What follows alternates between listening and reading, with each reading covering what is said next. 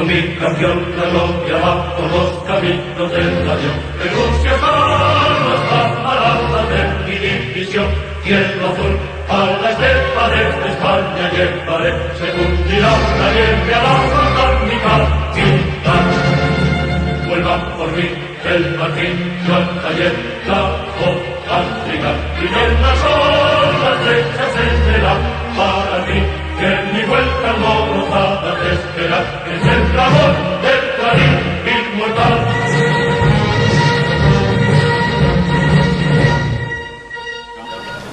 Quiero agradecer de forma muy especial a los jóvenes organizadores de este acto, que demuestran una lealtad, una fidelidad y un carácter digno de subrayar en la época que vivimos. Es cada vez más difícil encontrar personas que tomen la iniciativa y que se decidan a organizar actos contrarios al espíritu de la época. En el año 480 a.C., en una batalla conocida como la Batalla de las Termópilas, tuvo lugar un hecho fundador del pensamiento occidental y de nuestra civilización, porque se creó un estilo y una forma de ser. En aquella batalla que se libraba entre ciudades griegas independientes que no tenían conciencia nacional, Esparta, Atenas y alguna ciudad más, frente al imperio de los persas. Existían los atenienses, que llevaban una vida filosófica, cultural, cultivada, y una ciudad como Esparta, pequeña, con pocos habitantes, y su rey Leónidas, que imprimió a ese estado, a esa ciudad-estado, un carácter. Eran ciudadanos soldados, cuya misión era vivir de forma espartana, de comer frugalmente, de entrenarse constantemente para el día decisivo de la batalla poder defender a sus mujeres, a sus hijos y a su cultura. ¿Qué tuvo de especial esta batalla de la antigüedad, de tantas que hubo? En el paso de las Termópilas, que se encontraba entre el mar Adriático y tierra, los 7.000 griegos, 300 atenienses y el resto de las ciudades se enfrentaron a 250.000 combatientes del ejército de Jerjes de Persia. 250.000 combatientes frente a 7.000. Es algo inenarrable, es algo impensable.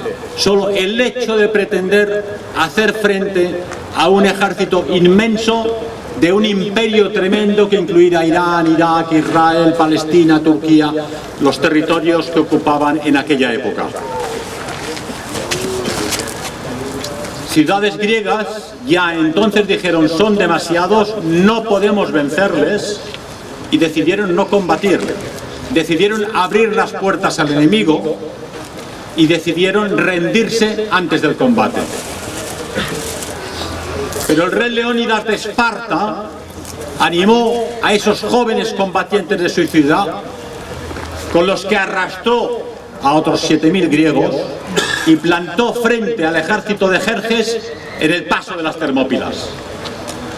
Solo pensar en aquellas cifras tremendas te tiemblan las piernas. Un ejército profesional, con los inmortales, la tropa de élite de Jerjes, con los arqueros medas. Pero los espartanos recibieron al mensajero de Jerjes, que les decía: os ofrecemos la paz, no combatáis y seréis aniquilados, deponed las armas. Respuesta de Leónidas: ven a buscarlas. Y los persas fueron a buscarlas. En el paso de las Termópilas, las falanges griegas, los hoplitas, combatieron como auténticos profesionales, con un mejor armamento, con mayor valor, con el conocimiento del terreno, y destrozaron a tropas de choque del ejército persa, que venían de zonas muy lejanas y con armamento de menor calidad. Pero lógicamente la batalla duró 2 o 3 días, los griegos quedaban cansados, retrocedían y las tropas espartanas avanzaban. Los espartanos eran la tropa de élite de los griegos, eran realmente soldados políticos de su ciudad. En aquel paso, el rey Jerjes empezó a temblar. ¿Es posible que perdamos esta batalla? Los griegos estaban venciendo al inmenso ejército de 250.000 soldados. Había un traidor, como en todas las historias, un traidor que indicó a los persas un paso por la retaguardia que no conocía. En ese momento Leónidas vio claro que iban a perder la batalla, tenía que combatir en 2 frentes. Y para ahorrar vidas ordenó a las tropas griegas que se retiraran a las ciudades. Se quedarían solamente los espartanos, los 300 hombres de Leónidas, los 300 camaradas que hoy están aquí presentes rindiendo honor a nuestros combatientes del Frente del Este. ¿Por qué fue importante aquella batalla? Porque los espartanos combatieron hasta el último hombre, a pesar de que sabían que iban a una muerte segura. Pero gracias a la contención de las tropas persas, la armada griega en la batalla de Salamina, unos días más tarde, pudo vencer al ejército persa. Y Jerjes, con miedo a quedarse atrapado en la península griega, decidió retirarse. ¿Quién de vosotros hoy en día, de los aquí presentes, quién de vuestros conciudadanos, contando con 300 hombres, se enfrentaría a un ejército de 250.000 efectivos? No sé si yo mismo me apuntaría a esta batalla, pero fue útil. Pero aquella batalla fue una de tantas de la antigüedad clásica. ¿Qué es lo importante de la batalla de las Termópilas? Nos enseñó el camino. No hay que rendirse jamás en la peor de las circunstancias. No hay que temer la superioridad enemiga. Y no hay que retirarse nunca del frente de batalla. Creó un estilo, y fue ese ejemplo tremendo de Leónidas el que hizo surgir el espíritu de la nación griega. A partir de entonces, todas las ciudades griegas dijeron: somos una nación, somos similares, tenemos una identidad cultural y étnica, y ellos son los otros.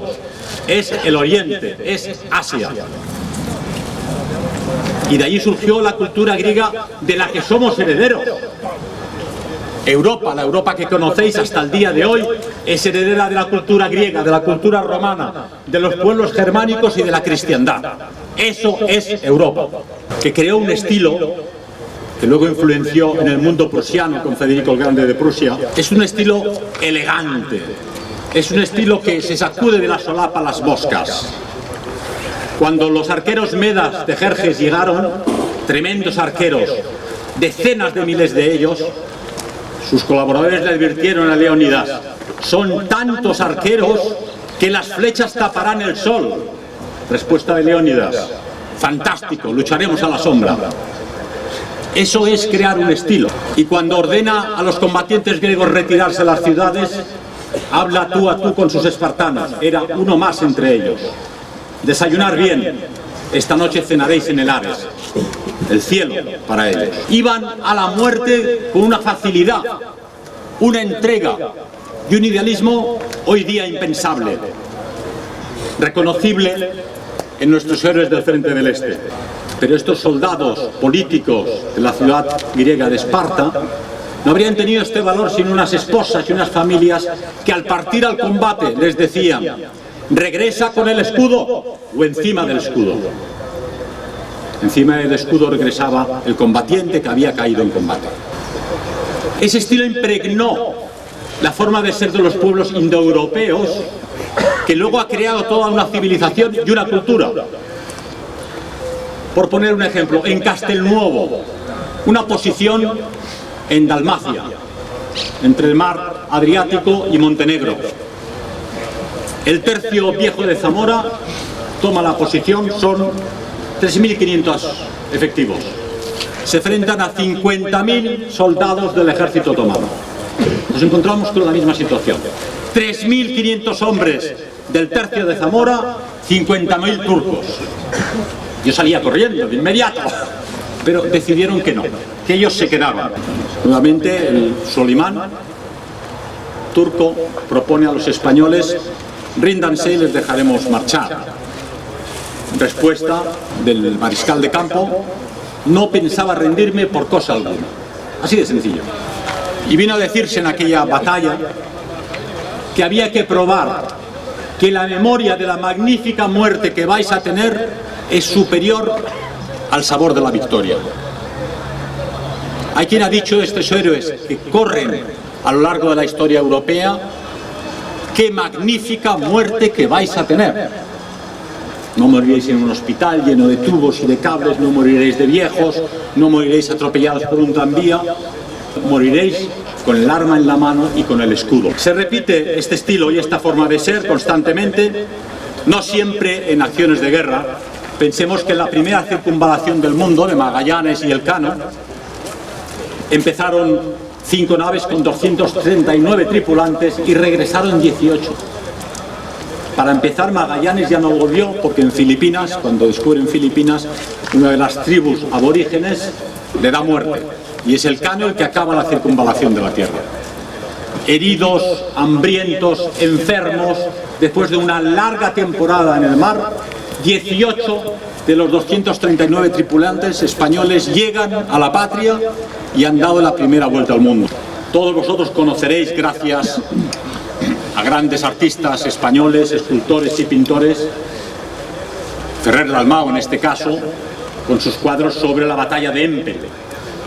Si no conocéis la batalla de Empel, en 1585, el tercio viejo de Sarmiento, otro tercio español, en los Países Bajos, se encuentran sitiados por las tropas del mariscal Hohenlohe y deciden, como siempre en aquella zona en los combates, abrir los diques, los polder que contenían el agua, e inundar el campamento enemigo.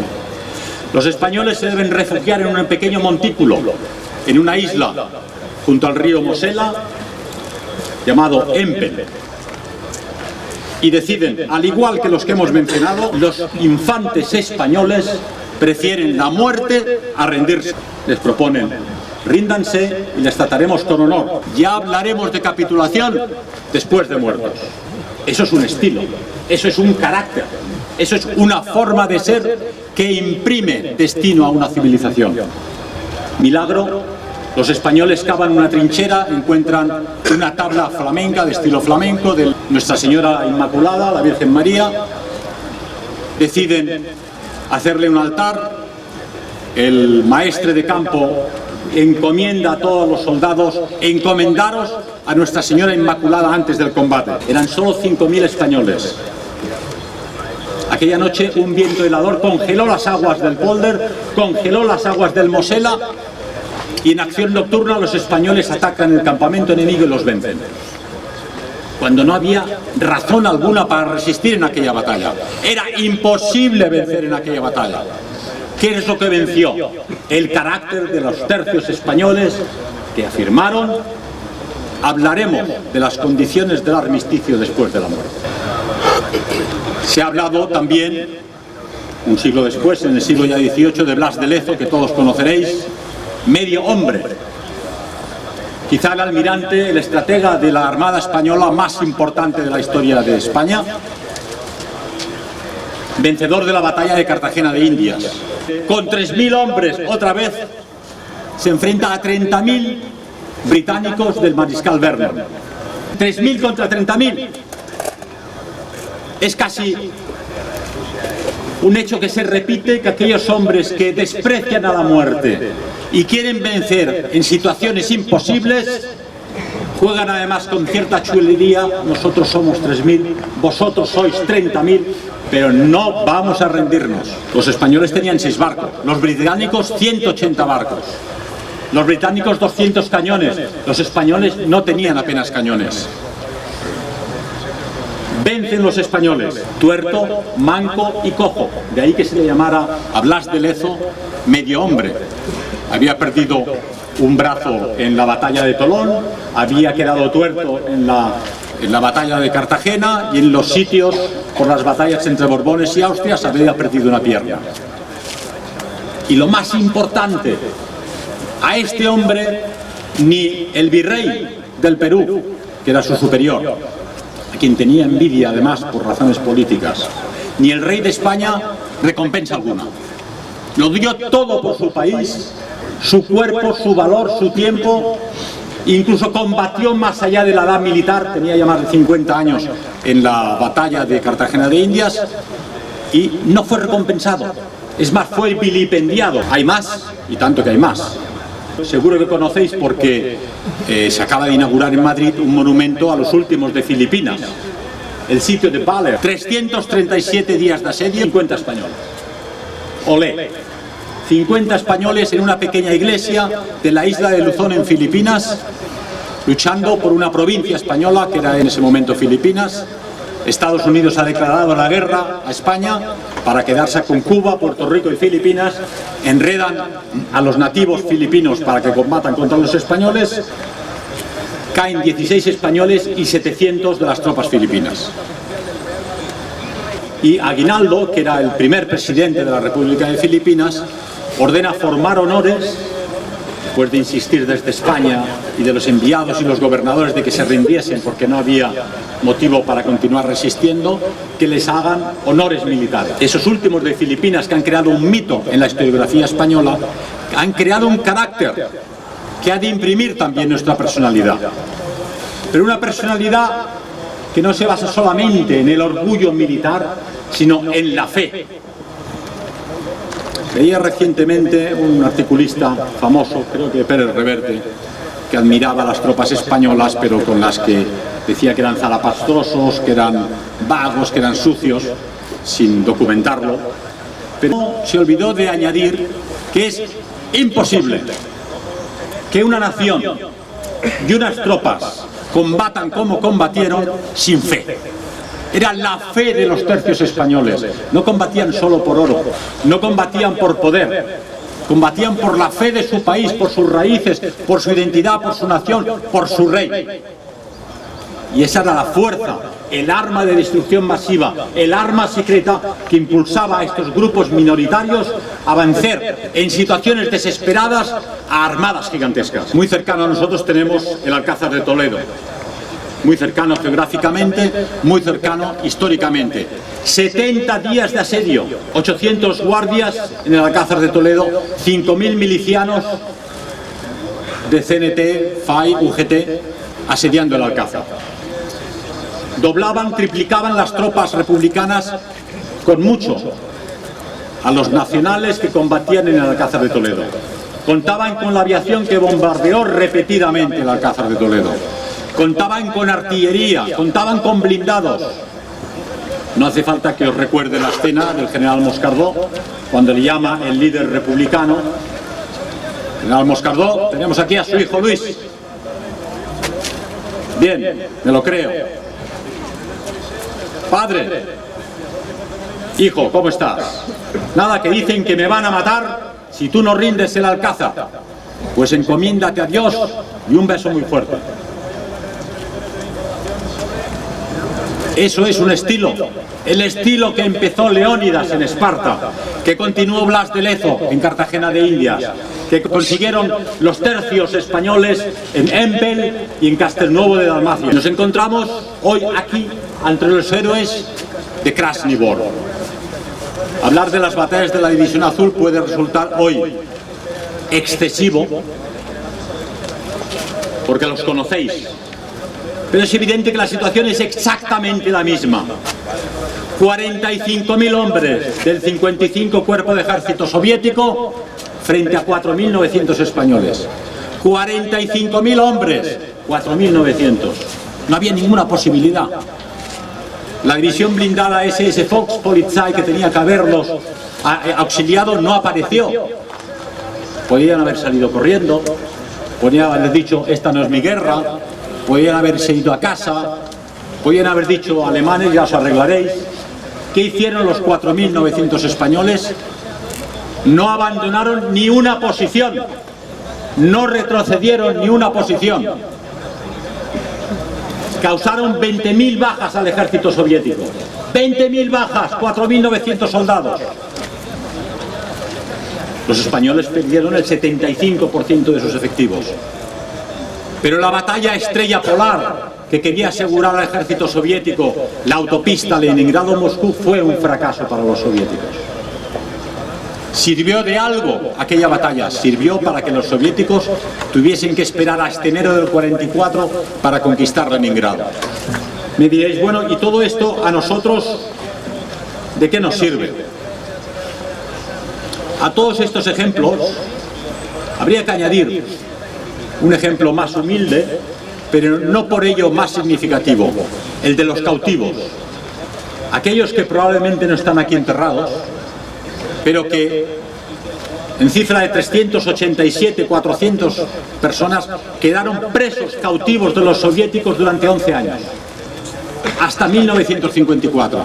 La batalla silenciosa de aniquilamiento, de romper el orgullo español, de doblegarlos, duró 11 años en pozos de agua, en pozos húmedos, con raciones de hambre, con prisión de castigo, trabajando en las minas. Y los oficiales españoles con orgullo combatieron 11 años para que se les tratara como oficiales del ejército español y no como esclavos. He tenido la oportunidad de conocer alemanes que estuvieron en Rusia con estos españoles, entre ellos Otto Wünsche, el guardia personal de Hitler que llevó el cadáver a la hoguera, Anton Mayer, un humilde soldado en Múnich, todavía vivo, que observó cómo los soviéticos al final respetaban a los orgullosos españoles que a los alemanes que aceptaban la situación y obedecían a todo aquello que se les exigía. Los españoles despertaron la admiración no solo de las tropas alemanas, que se sentían seguras cuando sabían que a su lado estaban los españoles, no solo al jefe político alemán, Hitler, que en cierto momento tuvo que advertir: si veis un día pasar a alguien descamisado, que utiliza el casco para llevar el pan, que no engrasa la escopeta y que no hace las guardias, poneros firmes ante él porque es un héroe español. La batalla de Krasnivor rompió el orgullo alemán y les hizo ver que los españoles eran combatientes fiables. Y el capitán Palacios, este cántabro de Potes en Santander, fue el que levantó la moral de los 400 divisionarios que aguantaron 11 años de campo de concentración y los devolvió orgullosos a España. Con ellos volvieron republicanos que habían sido encerrados en los campos de concentración soviéticos, con ellos volvieron niños de la guerra que habían sido exportados de España a la Unión Soviética, y todos arropados por el capitán Palacios, que dijo: primero mis soldadicos y luego yo. Nos encontramos en una situación muy diferente, en un acto similar al de hoy, en unas tumbas aquí cercanas, las de la Legión Cóndor. Hicimos en 1991 un acto en favor de los caídos de la Legión Cóndor. En el local de Cedade, creo que en la calle Infantas, hablaba León de Grel, y siempre nos decía: el combate que tenéis hoy vosotros es mucho más duro y más difícil. El nuestro era claro y era evidente, había dos frentes, teníamos al enemigo delante, teníamos que combatir contra aquel enemigo. Vosotros estáis rodeados, tenéis al enemigo en televisión, en el cine, en los gobiernos municipales, en el gobierno nacional, en los gobiernos autonómicos, en la cultura, en los libros de texto, incluso entre los amigos, compañeros de trabajo y familiares que han sido lobotomizados, se les ha lavado el cerebro para que se suiciden culturalmente. Porque digámoslo pronto, hoy aquí no quiero animaros a que conquistéis mañana el poder. Me gustaría más ser aquel que, cuando los espartanos se enfrentaban a los 250.000 persas, les decía: vais a morir hoy y vais a combatir duramente. Yo vengo a deciros: mañana será peor que hoy y pasado mañana va a ser mucho peor. La disolución social es galopante y la Unión Europea es la encargada precisamente de desmantelar Europa, la cultura europea. Nuestros gobernantes no aman Europa, no aman nuestras tradiciones, no aman nuestra historia. Por eso les tienen sin cuidado. Y los europeos se encuentran en una situación de suicidio colectivo. Me llamaba un amigo italiano esta mañana cuando venía en el tren. Pedro, estoy desesperado, estoy en el pueblo, han desembarcado 600 africanos, la gente aplaude, la gente sonríe, les lleva flores, les lleva comida, no se dan cuenta que se están suicidando. Son tontos útiles, decía él. Digo, ¿por qué dices esto? Vamos a acabar como acabaron los indoeuropeos en la India. Primero pequeños grupos de hombres blancos en la geografía europea, cada vez más reducidos, finalmente algunos brahmanes que no tendrán más remedio que mezclar su identidad con la de poblaciones ajenas. Y esa Unión Europea que destruye Europa nos debilita, debilita nuestros gobiernos, nuestras legislaciones y nuestra población. Y esa debilidad es la que invita a poblaciones de los 5 continentes a disfrutar, mientras puedan, de unas condiciones sociales, de unos beneficios económicos, de unas mejoras políticas que en sus países de origen no tienen. Pero ese efecto llamada produce también nuestra desaparición cultural. ¿A qué os vais a enfrentar vosotros, todos jóvenes? ¿A qué se van a enfrentar vuestros hijos y vuestros nietos definitivamente? En los próximos 20 años veréis cómo toda forma civilizada social se va desmantelando y diluyendo en la nada. La seguridad social no podrá atenderos, porque seremos muchos de muchos países. Las jubilaciones no podrán ser pagadas. Los hospitales no podrán atender a todo el mundo. Habrá crisis económica y una crisis de desconfianza de las poblaciones europeas hacia la plutocracia y la democracia partitocrática. No es un escenario bonito, no es un escenario ideal el que os estoy dibujando con estas palabras, pero os estoy describiendo la realidad.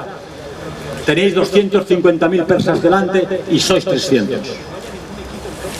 Tenéis que decidir si salís corriendo, si os entregáis al enemigo o si resistís hasta el último hombre. Lógicamente no estoy hablando del combate militar, estoy hablando de combate político. Todos vosotros sois soldados políticos, soldados de una idea, de una tradición y de una identidad, que es la española. Tenéis que defender vuestra fe, la fe católica, la fe cristiana, frente a fes que no son las nuestras. Tenéis que defender una forma de ser y una forma de vida que no es la de aquellos que llegan.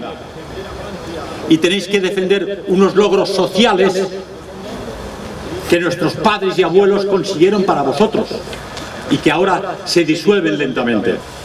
¿Hay solución? Hay solución. Solo unas cuantas cambios legislativos y las fronteras pueden ser cerradas. El cambio más difícil es el cambio de mentalidades. Hermanos, primos, compañeros, novias, conocidos que quieren abrir las fronteras, que aceptan con aplausos la ingeniería social de destrucción de la familia, que aceptan con aplausos en la misma concepción antropológica del hombre, hombre y mujer. Porque digámoslo pronto, en el Génesis Dios creó al hombre y a la mujer, no creó un tercer sexo. Dios creó al hombre y a la mujer y el hombre ha creado un tercer sexo. Es decir, está en discusión todo aquello que era caro al ser humano y que era caro a la civilización occidental. ¿Qué podéis hacer? Tenéis que crear una sociedad paralela, organizaciones paralelas, volver a consumir lo propio, explotar la agricultura local, nacional, que pueda darnos al máximo alimentos a todos los españoles sin necesidad de depender de las importaciones extranjeras. Volver al campo, volver a la naturaleza y volver a la familia. Una de las condiciones que puso Leónidas a los 300 espartanos que debían quedarse con él a una muerte segura fue: solo pueden quedarse aquellos que tengan una herencia asegurada. Aquellos que habían dejado niños en la ciudad. Los que no tenían herencia asegurada tenían que marcharse. Así que esa es vuestra misión: formar familias, tener una descendencia asegurada, volver a la naturaleza y al campo y prepararos para el hundimiento de la República Romana.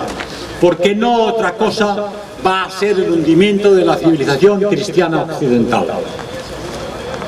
Mañana volveréis al trabajo, cogeréis el metro, cogeréis el autobús, comeréis, si os ponéis enfermos iréis al médico, pero una civilización no se hunde de hoy para mañana, pero se ven las autopistas, los grandes rasgos que nos llevan al hundimiento. Y en el momento que la República de Roma se hundió, la gente que vivía en las grandes ciudades, que vivía de las donaciones de Roma, se fue al campo para sobrevivir. Tenéis que empezar a pensar que se van a producir una situación de tensiones sociales. Tensiones primero económicas. Los diversos grupos económicos querrán luchar para tener lo que otros no tienen. Enfrentamientos religiosos. Éramos un país relativamente homogéneo con una sola fe y ahora tendremos muchas poblaciones con fes diferentes.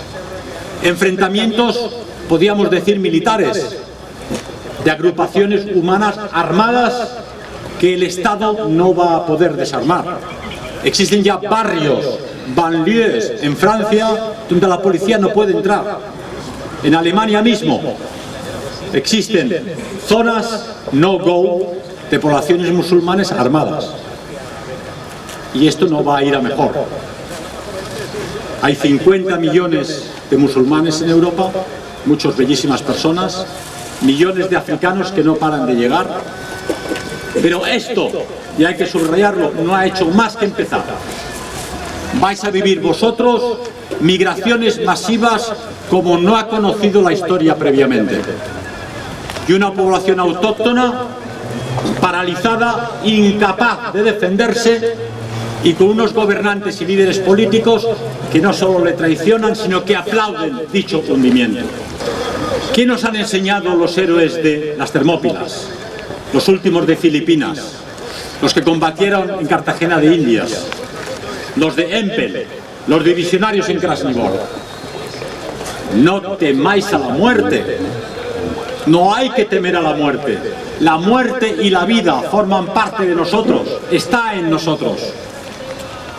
Vais a morir de todas formas. Si perdéis el temor a la muerte, si perdéis el temor a que os quiten el poco dinero que tenéis en las cuentas corrientes, si perdéis el temor a que os vilipendien en los medios de comunicación, si perdéis el temor a los jueces y a los tribunales, ¿qué pueden hacer contra vosotros? Absolutamente nada. Por lo tanto, el mensaje de estos combatientes es: no temáis. Somos católicos, somos cristianos, somos creyentes. La muerte no es sino el paso a la verdadera vida, y este es el gran teatro del mundo donde tenemos que hacer muy bien nuestro papel. Dios solo ayuda a aquel que se ayuda a sí mismo. ¡Arriba España! En la distancia queda rojo del hogar, con aire de campaña, suelo de la paz. Resuenan los tambores, Europa rompe albores, aligeras los buques con nuestro caminar. Con humo de combate yo recordaré, con cantos y paisajes que te traeré. Avanzando voy para un mundo sombrío, llevados del sol. Avanzando voy para un cielo vacío, llevamos a Dios. Avanzando voy para un mundo sombrío, llevados al sol. Avanzando voy para un cielo vacío, llevamos a Dios.